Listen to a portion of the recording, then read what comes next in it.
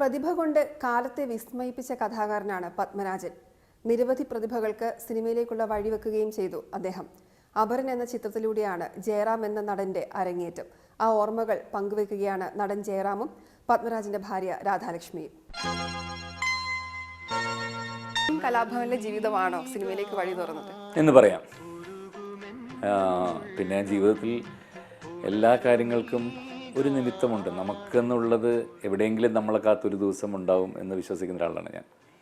ജീവിതത്തിൽ നല്ല ഗുരുക്കന്മാരെ കിട്ടുക എന്നുള്ളത് ഏതൊരാളെ സംബന്ധിച്ചിടത്തോളം വലിയൊരു ഭാഗ്യം ചെയ്തിട്ടുള്ള കാര്യമാണ്. അത് സ്കൂളിൽ പഠിക്കുമ്പോൾ നമുക്ക് നല്ല അധ്യാപകരെ കിട്ടുക, ആ അധ്യാപകരുമായിട്ടുള്ള ബന്ധം നമ്മൾ കാലങ്ങൾ കഴിഞ്ഞാലും ഉണ്ടാവും, നമ്മുടെ മരണം വരെ ഉണ്ടാവും. എന്നെ സംബന്ധിച്ചിടത്തോളം അങ്ങനെയാണ്. കലാഭവനിലെത്തിയപ്പോൾ ആബേലച്ചൻ എന്ന് പറയുന്ന ഒരു വലിയ ഗുരുനാഥൻ എനിക്ക് കിട്ടിയതാണ്. അത്രത്തോളം ഒരു ആ കലാഭവൻ്റെ മിമിക്സ് പരേഡ് എന്ന് പറയുന്ന സംഗതി അത്രം ബൂസ്റ്റപ്പ് ചെയ്ത് കൊണ്ടുവന്നത് അച്ഛൻ്റെ ഒറ്റ കഴിവാണ്. മലയാറ്റൂർ രാമകൃഷ്ണൻ താങ്കളുടെ ബന്ധു കൂടിയാണ്. അപ്പോൾ അദ്ദേഹമാണ് പേര് സജസ്റ്റ് ചെയ്യുന്നതെന്ന് കേട്ടിട്ടുണ്ട്. അതൊന്ന് ഓർക്കാമോ? ഏകദേശം 35 വർഷങ്ങൾക്ക് മുമ്പ് ഞാൻ എൻ്റെ വല്യച്ഛൻ ശ്രീ മലയാറ്റൂർ രാമകൃഷ്ണൻ അദ്ദേഹത്തോട് എനിക്കൊന്ന് സിനിമയിൽ അഭിനയിച്ചാൽ കൊള്ളാം, തമിഴിലാണ് സംസാരിക്കുക, എനിക്ക് സിനിമയിൽ നടിച്ചാൽ കൊള്ളാമെന്ന് ആശയർക്ക് ഒന്ന് നീങ്ങത ഏതാവതും ഓൻ പഠിത്തമില്ല എന്നാ ചെയ്ത് വരയ്ക്കും. പഠിത്തം അവിടെ പോയിട്ടിരിക്കുന്നത് ഡിഗ്രി ഒരളவுக்கு കംപ്ലീറ്റ് பண்ணியாச்சு. അപ്പോൾ ഏതാവതും ശരി, നീ അവനോടൊരു ഫോട്ടോ കൂട്, ഞാൻ ഏതാവതും തെരഞ്ഞവങ്ങൾ കൊടുക്കറേൻ എന്ന് പറഞ്ഞു വന്ന് മലയാറ്റൂർ രാമകൃഷ്ണൻ അദ്ദേഹത്തിനെ ഒന്ന് വിളിച്ചു. അപ്പോൾ അദ്ദേഹം പറഞ്ഞു, എൻ്റെ ഒരു നെവ്യുണ്ട്, അവന് പത്മരാജനെ കാണണമെന്നുണ്ട്, എന്താണെന്ന് ചോദിച്ചു. അവൻ അഭിനയിക്കും, അപ്പം മിമിക്രിയൊക്കെ ചെയ്യുന്ന ഇവിടുത്തെ കലാഭവൻ, കൊച്ചിൻ കലാഭവനിലെ ആർട്ടിസ്റ്റാണ്, അവന് അഭിനയിച്ചാൽ കൊള്ളാമെന്നുണ്ട്.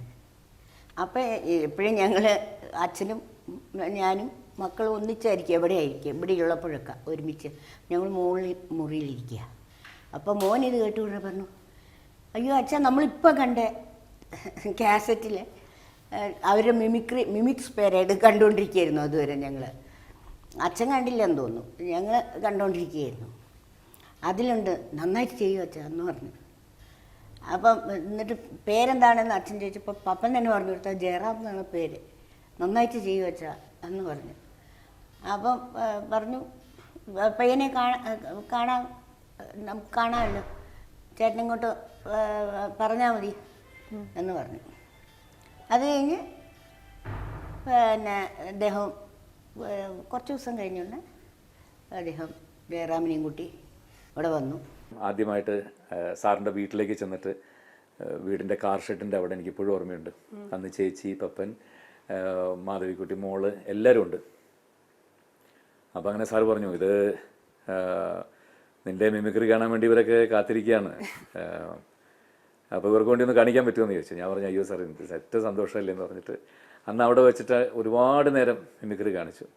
അതിനുശേഷം എനിക്ക് തന്നൊരു ഉപദേശം എന്ന് പറഞ്ഞത്, സാറ് പറഞ്ഞു, ഓക്കെ ഇങ്ങനെയൊക്കെ കൊള്ളാം, പക്ഷേ ഇതിനി നമുക്ക് വേണ്ട, ഈ മിമിക്രി എന്ന് പറയുന്ന സംഗതി ഇനി നമുക്ക് വേണ്ട. അപ്പോൾ കലാഭവനിൽ അച്ഛനെ വിളിച്ച് പറഞ്ഞേക്കൂ, ഇനി ഞാൻ വരുന്നില്ല എന്ന് പറഞ്ഞേക്കൂ. കാരണം അത് വേറൊരാളെ പോലെ സംസാരിക്കുക, വേറൊരാളെ പോലെ ഇത് ചെയ്യുക, ബിഹേവ് ചെയ്യുക, അത് പറ്റില്ല. ഇനി ഇതിന് സ്വന്തം മാനറിസം വേണം, നമുക്ക് സ്വന്തമായിട്ടൊരു സംഗതി വേണം. അതുകൊണ്ട് വിട്ടേക്കത്, മനസ്സിൽ നിന്ന് വിട്ടേക്കാൻ പറഞ്ഞു.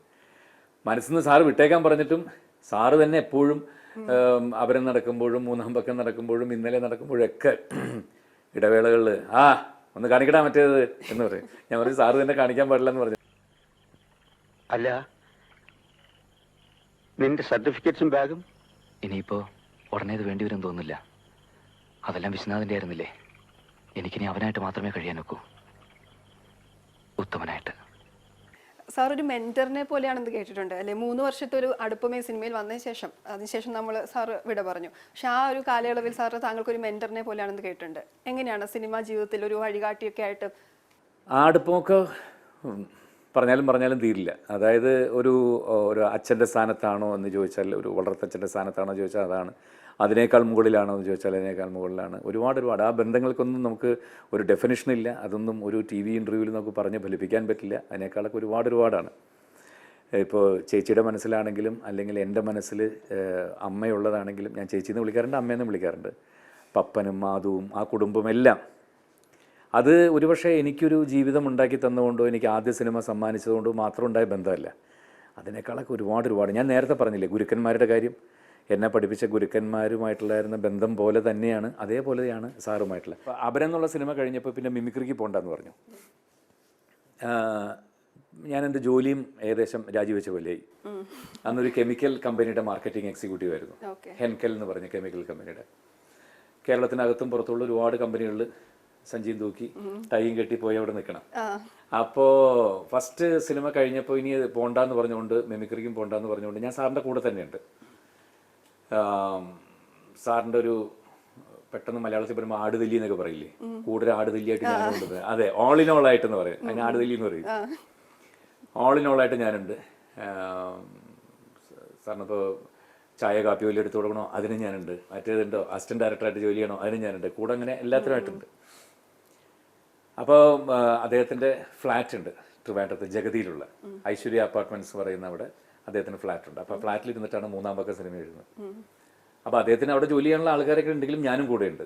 സാധാരണ എഴുതാനായിട്ട് വേലിയിലെ അങ്ങനത്തെ ഉള്ള സ്ഥലങ്ങളിൽ പോയിരിക്കാറുണ്ട്. കോവളത്തൊക്കെ പോയിരുന്ന് റൂം എടുത്താൽ ഇവിടെ ഇരുന്ന മക്കളൊക്കെ ഈ പറഞ്ഞ പോലെ ഓടി നടക്കും, എപ്പോഴും അച്ഛൻ്റെ പുറകെയായിരിക്കും. അച്ഛനും പിള്ളേരുടെ അടുത്ത് നിന്ന് മാറില്ല, അങ്ങനെ ഒരു അച്ഛനായിരുന്നു. അല്ലെങ്കിലും എപ്പോഴും എന്നെ മിനിറ്റിന് വിളിച്ചുകൊണ്ടിരിക്കും. ഇവിടെ ഇരുന്ന എഴുത്ത് നടക്കില്ല, ഒരു കോൺസെൻട്രേഷൻ കിട്ടില്ല. അപ്പോൾ എഴുതാനായിട്ട് മാറി അതിന് വേണ്ടിയിട്ടാണ് വാസ്തവത്തിൽ DPA ജംഗ്ഷനിൽ ഒരു ഫ്ലാറ്റ് വാങ്ങിച്ചത് തന്നെ അതിന് വേണ്ടിയിട്ടായിരുന്നു, സ്വസ്ഥമായിട്ടിരുന്ന് എഴുതാനായിട്ട്. അല്ലെങ്കിൽ നിറയെ ആൾക്കാർ വരും, അഭിനയിക്കണം എന്നൊക്കെ പറഞ്ഞ് ഒരുപാട് ആൾക്കാർ ഇവിടെ വരാറുണ്ട്. അഭിനയിക്കണം മാത്രമല്ല, പല അസിസ്റ്റൻ്റ് ആവണം, അങ്ങനെ പാട്ട് പാടണം, പല കാര്യങ്ങൾക്ക് ഈ സിനിമയുടെ പുറകിലുള്ള സിനിമയ്ക്ക് വേണ്ടി ഒരുപാട് പേര് വരികയായിരുന്നു. എനിക്ക് ഓർമ്മയുണ്ട്, ഇവിടെ ഈ റോഡിൽ സാർ ഞാൻ ഇവിടെ ഇല്ല സാറെന്ന് പറഞ്ഞിട്ട് വിശ്വാസമാവാതെ ഒന്ന് അവിടെ സത്യാഗ്രഹം പോലെ കിടന്ന ആൾക്കാരുണ്ട്. അതുപോലെ ഈ വേലിയിൽ പോയി എഴുതാൻ പോയതാണ്. വേലിയിലോ കോവളത്തോ അവാർഡ് തുറയോ ആ ഭാഗത്ത് എവിടെയാണ്. അപ്പോൾ ഇവർ ഇരിക്കുമ്പോൾ ആ സ്ഥലമൊക്കെ കണ്ട് ഇരിക്കുന്ന എഴുതാനെന്ന് പറഞ്ഞ് ഇവിടെ നിന്ന് പോയതാണ്. അപ്പോൾ കുറേ കുട്ടികൾ എൻജിനീയറിങ് കോളേജിലുള്ള പിള്ളേരാണ് അവിടെ വന്നു. അതിൽ 2 പേര് വെള്ളത്തിൽ പോയി. അപ്പോൾ കിട്ടുന്നില്ല, ഡെഡ് ബോഡി ഒരാളെ കിട്ടി. അപ്പം ആൾ അവിടെ കിടത്തിയിട്ടുണ്ട്, മറ്റേ തിരഞ്ഞ് 3-ാം ദിവസമാണ് ഡെഡ് ബോഡി വരുന്നത്. അത് കഴിഞ്ഞിട്ട് അവിടെ നടന്ന സംഗതികൾ ആണ്. തിലകനൊരു ഇത് പൊടി പോലെ ഒരു സാധനമൊക്കെ പിടിച്ചവിടെ വരുന്നൊരു സീനുണ്ട് അതിൽ. അതൊക്കെ അവിടെ കണ്ടതാണ്. അതെ, അവിടെ നേരിട്ട് കണ്ട സംഗതികളാണ്.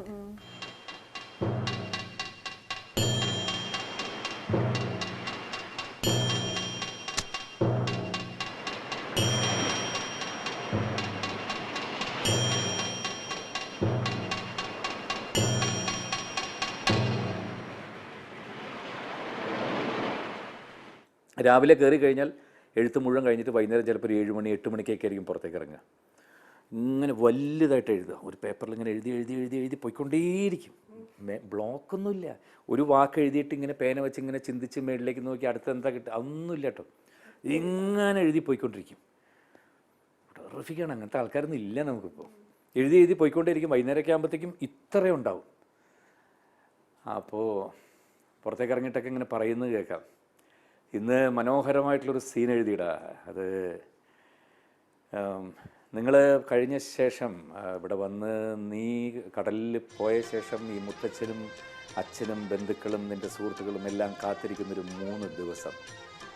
അത് വളരെ മനോഹരമായി വന്നിട്ടുണ്ട്. ഞാൻ എഴുതിയിട്ടുണ്ട്. അത് ഇന്ന് അതാണ് മുഴുവൻ എഴുതിയത്. ഭയങ്കര ഹാപ്പിയാവും അത് കഴിയുമ്പോൾ.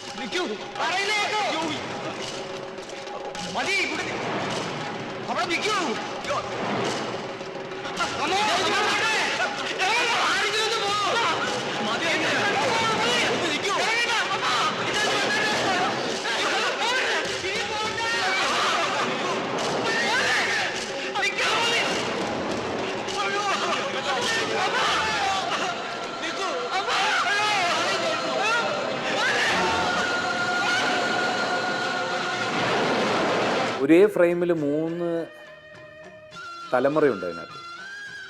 ജഗതി NK ആചാരി, ജഗതി ശ്രീകുമാർ, ജഗതിയുടെ മകൻ, എൻ്റെ കുട്ടിക്കാലം അഭിനയിച്ചിട്ടുള്ളത്. ജഗതിയുടെ മോനാണ് അഭിനയിച്ചിട്ടുള്ളത്. ഒരു 3 വലിയ ഒരു കാലഘട്ടങ്ങൾ തിലകൻ. അതായത് ശോഭന അവസാനം നിന്റെ കൂടെ തന്നെ ഇരിക്കട്ടെ, അതാണ് നല്ലത് എന്ന് ജനങ്ങൾക്ക് തോന്നിയാൽ ഈ സിനിമ 100 ദിവസം ഓടും.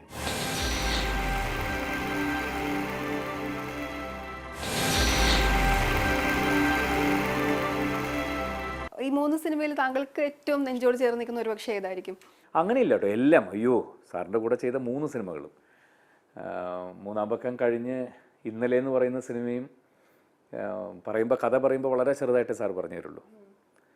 ഇങ്ങനെ ഒരു ബസ് അപകടത്തിൽ ഓർമ്മ നഷ്ടപ്പെട്ടു വന്ന ഒരു പെൺകുട്ടി അവിടെ ചികിത്സിക്കുന്ന അമ്മയുടെ കൂടെയുള്ള MBBS പാസ്സായിട്ടില്ല, എന്നാലും ഡോക്ടറിനെ പോലെ ഹോസ്പിറ്റലിലുള്ള ഒരു ക്യാരക്ടറാണ് നിൻ്റെ. അതിനുശേഷം ഈ കുട്ടി അന്വേഷിച്ച് നടക്കുന്നൊരു ഭർത്താവുണ്ട്. അയാൾ ഏത് നിമിഷം ഇവിടെ എത്തിപ്പെടാം. അതിനുള്ളിൽ നിങ്ങൾ തമ്മിൽ ഇഷ്ടമാവുകയും പാസ്റ്റ് ഓർമ്മയില്ലാത്ത. അപ്പോൾ അങ്ങനെയാണ് പിന്നീടാണ് കഥ തുടങ്ങി. ഒരു ഘട്ടത്തിലാണ് ഞാൻ അറിയുന്നത് ആ ക്യാരക്ടർ സുരേഷ് ഗോപിയാണ് ചെയ്യുന്നതെന്നൊക്കെ. മർക്കാരയിലായിരുന്നു ഷൂട്ടിംഗ് ഇന്നലെ എന്നുള്ള സിനിമയുടെ. അതിൻ്റെ അനുഭവമൊക്കെ എത്ര പറഞ്ഞാലും തീരില്ല. കാരണം അതിൻ്റെ ഓരോ ശോഭന അവസാനം നിൻ്റെ കൂടെ തന്നെ ഇരിക്കട്ടെ, അതാണ് നല്ലത് എന്ന് ജനങ്ങൾക്ക് തോന്നിയാൽ ഈ സിനിമ 100 ദിവസം ഓടും. അല്ല, സുരേഷ് ഗോപിയുടെ കൂടെ പോട്ടെ, അതാണ് നല്ലതെന്ന് തോന്നിയാൽ ചിലപ്പോൾ ഈ സിനിമ ഓടില്ല. അതാണ് അതിൻ്റെ റിസൾട്ട്. നീ പോയി കണ്ടോളാൻ പറഞ്ഞു. ഇന്നലെ എന്നുള്ള സിനിമ കഴിഞ്ഞ് എനിക്കും കുറച്ച് ചിത്രങ്ങളുടെ പരാജയങ്ങളൊക്കെ വന്നു. ഞാൻ കേളി എന്നുള്ള സിനിമ ഭരതേട്ടൻ്റെ കൂടെ ചെയ്തുകൊണ്ടിരിക്കുന്ന സമയമായിരുന്നു. ഒറ്റപ്പാലം ഷോർണൂർ ആ ഭാഗത്തായിരുന്നു ഷൂട്ടിംഗ്. അപ്പോൾ ഷൂട്ടിംഗ് നടന്നുകൊണ്ടിരുന്നപ്പോൾ ഞാൻ ഗന്ധർവ് എന്നുള്ള സിനിമ തിയേറ്ററുകളിലെത്തിയ സമയമായിരുന്നു. ഇതിരുന്നൊരു വാത്സല്യം പോലെയാണ്, അല്ലാതെ ചുമ്മാ ഒരു ഡയറക്ടർ ആക്ടർ എന്നുള്ള ബന്ധമല്ല. ജയറാമിൻ്റെ ഏതൊക്കെയോ പടങ്ങൾ വളരെ മോശമായിപ്പോയി എന്നുള്ള അഭിപ്രായവും ആളുകൾ കയറാതിരിക്കുന്ന ഒരു സമയം വന്നപ്പോൾ ഇല്ല, നമ്മുടെ അടുത്ത പടത്തിൽ നമുക്ക് അവനെ കയറ്റി കൊണ്ടുവരാം. എന്നോട് പറഞ്ഞു അവനെ നമ്മുടെ പയ്യനല്ല, അവനെ നമുക്ക് കയറ്റി. തുടങ്ങി ആ സിനിമ വേണ്ട വിധം പ്രേക്ഷകർ സ്വീകരിക്കാതെയൊക്കെ വന്നപ്പോൾ അദ്ദേഹം കുറച്ച് മനപ്രയാസത്തിലൊക്കെയാണെന്ന് കേട്ടിട്ടുണ്ട്. പക്ഷെ അതിനുശേഷം ഒരു ഉഗ്രൻ ലവ് സ്റ്റോറി ഉണ്ട്, അത് ജയറാമിനെ വെച്ച് ചെയ്യണം എന്നായിരുന്നു അദ്ദേഹത്തിൻ്റെ ഒരു ചിന്ത. രാമനിലയത്തിലെ റൂം നമ്പർ 1 എനിക്കിപ്പോഴും ഓർമ്മയുണ്ട്. അദ്ദേഹം ഒരു കട്ടിലിൽ കിടക്കുകയാണ്. വാടാ അങ്ങോട്ട് എന്ന് പറഞ്ഞ് ചേർത്ത് കെട്ടിപ്പിടിച്ച് കുറച്ച് നേരം. എന്തു പറ്റി നിനക്ക്, എന്താണ് നിൻ്റെ വിഷമം എന്താണെന്ന് വെച്ചാൽ ഞാൻ പറഞ്ഞു, സാർ ഇങ്ങനെ 2-3 സിനിമകളായിട്ട് ഭയങ്കര പരാജയങ്ങൾ വരുന്നു. ഞാൻ സെലക്ട് ചെയ്യുന്നത് നല്ലതാണ്, പക്ഷേ എൻ്റെ തെറ്റാണോ എന്താണെന്ന് എനിക്കറിയില്ല. അത് സാറില്ല, അതൊക്കെ വിട്ടുകളാൻ മനസ്സിൽ നിന്ന്. ഓരോ ഉഗ്രൻ സംഭവം നമ്മൾ ചെയ്യുന്നു, നീ പിന്നെയും പഴയ പൊസിഷനിലേക്ക് എത്തുന്നു. ഓക്കെ, ഞാൻ അടുത്ത പടം ഞാൻ നിന്നെ വെച്ചാണ് പ്ലാൻ ചെയ്തിരിക്കുന്നത്. അതായത് അന്ന് പ്ലാൻ ചെയ്തിരുന്നത് ഇതായിരുന്നു, അത് അദ്ദേഹത്തിൻ്റെ മനസ്സിൽ മാത്രമുള്ളൊരു ഇതായിരുന്നു. സ്പോർട്സിൻ്റെ, അതായത് ഇന്ത്യയുടെ ടോട്ടൽ ടീം, ഇന്ത്യൻ ടീമിൻ്റെ സ്പോർട്സ് ടീമുമായിട്ട് ഇവിടുന്ന് ഡൽഹി വരെയുള്ള യാത്രയാണ്. ഒരു ഏഷ്യാഡ് പോലത്തെ ഒരു സ്പോർട്സിന് വേണ്ടിയിട്ടുള്ള ട്രെയിനിലുള്ള യാത്രയാണ്. അതിൽ നിൻ്റെ ക്യാരക്ടർ, ഞാൻ ഈ ഡീപ്പ് സ്വിമ്മിങ്ങിന് പണ്ട് പോയിട്ട് മുകളിൽ ഡീപ്പ് സ്വിമ്മിങ്ങിന് പോയിട്ട് ചെവിയിൽ ഇയർഡ്രം പൊട്ടിപ്പോയി, ചെവിക്ക് കേൾവി കുറച്ച് കുറവാണ്. അപ്പോൾ ഹാൻഡിക്യാപ്ഡ് ആയതുകൊണ്ട് ഗവൺമെൻറ് തന്നെ ജോലി കൊടുത്തിട്ടാണ് സ്പോർട്സ് ഡിപ്പാർട്ട്മെൻറ്റ് ചീഫായിട്ട് അവിടുത്തെ. അപ്പോൾ ഞാനാണ് ഈ ടീമിനെ മുഴുവൻ കൊണ്ടുവന്നത്. അതിൽ ഒരുപാട് പെണ്ണുങ്ങളുണ്ട്, മറ്റവരുണ്ട്. ഈ ഡൽഹി വരെയുള്ള യാത്രക്കിടയിലുള്ള സംഗതികളാണ് ഇതിനകത്തൊരു ഫ്രസ്ട്രേഷനും ഇവരുടെ ഇതും. ഡൽഹിയിലെ സ്പോർട്സ് കഴിഞ്ഞ് ഇവർ തിരിച്ച് വരുന്ന വരെയുള്ള രസകരങ്ങളായ സംഗതികളാണ്. ഞാനിതിൻ്റെ ഫുൾ ഇത് പറഞ്ഞു തരാം. ചിലപ്പോൾ അഭിനയിക്കുന്നത് ഇന്ത്യൻ ടീമിൽ തന്നെയുള്ള ഇന്ത്യൻ സ്പോർട്സ് ഇതിലുള്ള മെയിൻ PT ഉഷ പോലെ, അല്ലെങ്കിൽ MD വിൽസൺ പോലെ, അല്ലെങ്കിൽ ഷൈനി വിൽസൺ പോലെ, അങ്ങനത്തെ ആൾക്കാരൊക്കെയാണ് എൻ്റെ ഇത് പറഞ്ഞു. അവരൊക്കെ ആയിരിക്കും അഭിനയിക്കുക, ഒറിജിനലായിട്ടുള്ള ആൾക്കാരാണ് നമ്മളിടുന്നത്. അപ്പോൾ നീ വെയിറ്റ് ചെയ്തോ, നമുക്ക് തകർക്കാം എന്ന് പറഞ്ഞ് എനിക്ക് ആ രാത്രികൾ ഇപ്പോഴും ഓർമ്മയുണ്ട്. അത് കഴിഞ്ഞിട്ട് പോയിട്ട് അടുത്ത ദിവസമാണ് സാറ് മരിക്കുന്നത്, കോഴിക്കോട് വെച്ചിട്ട്. സാറ് ജീവിച്ചിരുന്നെങ്കിൽ എനിക്ക് തീർച്ചയായിട്ടും ഏതൊരു എൻ്റെ വിഷമഘട്ടത്തിൽ എനിക്ക് ചെന്ന് ഒരു ചോദിക്കാൻ ഒരു. അപ്പം ഈ പറഞ്ഞ പോലെ ജയറാമിന് ഈ പറഞ്ഞ ഒരു പുത്ര വിശേഷമായ സ്നേഹമായിരുന്നു ജയറാമിനോട് അദ്ദേഹത്തിനുണ്ടായിരുന്നത്. അതുകൊണ്ട് ജയറാമിന് എവിടെയെങ്കിലും ഒരു ചെറിയ കിട്ടിയ എല്ലാ പടവും കയറി ചെയ്യരുത് എന്നൊക്കെ എപ്പോഴും പറയുമായിരുന്നു. അല്ല, ഒരച്ഛൻ മോനോട് പറയുന്നത് പോലെ. സിനിമയുടെ ജയപരാജയങ്ങൾ അദ്ദേഹത്തെ ബാധിക്കാറുണ്ടോ? അതെങ്ങനെയാണ് അദ്ദേഹം എടുക്കുക? ഈ പൊതുവേ ആർട്ടിസ്റ്റ് എന്ന് പറഞ്ഞവർ വളരെ സെൻസിറ്റീവ് ആയിട്ടുള്ള മനസ്സുള്ളവരാണ്. ചെറിയ ദുഃഖങ്ങൾ പോലെ അവർ പൊലിപ്പിച്ച് ആണ് അവരുടെ ഹൃദയത്തിൽ അങ്ങ് വല്ലാതെ വലുതായിട്ട് തോന്നും. അങ്ങനെയാണെങ്കിൽ ജീവിതം മുഴുവൻ ദുഃഖമാണ് എന്ന് വേണമെങ്കിൽ പറയാം. ഒരു ആർട്ടിസ്റ്റിൻ്റെ ജീവിതം എന്ന് പറയുന്നത് അത്ര ഈ പറയുന്ന പാലും തേനും ഒഴുകുന്ന രീതിയിലുള്ളതൊന്നുമല്ല. അവർക്കൊക്കെ ഒരുപാട് മാനസിക സംഘർഷങ്ങൾ ഉണ്ടാവാറുണ്ട്. അതുകൊണ്ട് തന്നെയാണ് അദ്ദേഹം നേരത്തെ പോയതെന്ന് എനിക്ക് തോന്നാറുണ്ട്. സാറ് മരിച്ച ശേഷം ചേച്ചി സാറിനെക്കുറിച്ച് എഴുതിയൊരു ബുക്കുണ്ടായിരുന്നു. ആ ബുക്കിൻ്റെ ആദ്യ കോപ്പി എനിക്ക് തന്നപ്പോൾ ചേച്ചി അതിൽ എഴുതിയിരുന്നതാണ്. എനിക്ക് ജനിക്കാതെ പോയ എൻ്റെ മൂത്ത മകന് എന്ന് പറഞ്ഞിട്ടാണ് എനിക്കത് തന്നത്. ഇപ്പോഴും ആ ബന്ധം അങ്ങനെ കാത്തു സൂക്ഷിക്കുന്നു. എല്ലാ വിഷു ദിവസങ്ങളിലും ഒരു വിഷു കൈനീട്ടം ചേച്ചിയെടുത്ത് സാറിൻ്റെ ഫോട്ടോയുടെ മുമ്പിൽ വെച്ചേക്കും. അതെപ്പോഴെങ്കിലും ചിലപ്പോൾ എനിക്ക് ആ സമയത്ത് പോകാൻ സാധിച്ചില്ലെങ്കിലും പിന്നെ എപ്പോഴെങ്കിലും പോകുമ്പോൾ അത് എനിക്ക് ചേച്ചി തരും. ഇപ്പോഴും ആ വീട്ടിൽ എനിക്ക് തോന്നുന്നത് അനന്തപത്മനാഭനുണ്ടെങ്കിലും മാധവിക്കുട്ടി ഉണ്ടെങ്കിലും മൂത്ത മകൻ്റെ സ്ഥാനം ഒരുപക്ഷെ എനിക്ക് തന്നെയായിരിക്കും ആ വീട്ടിൽ.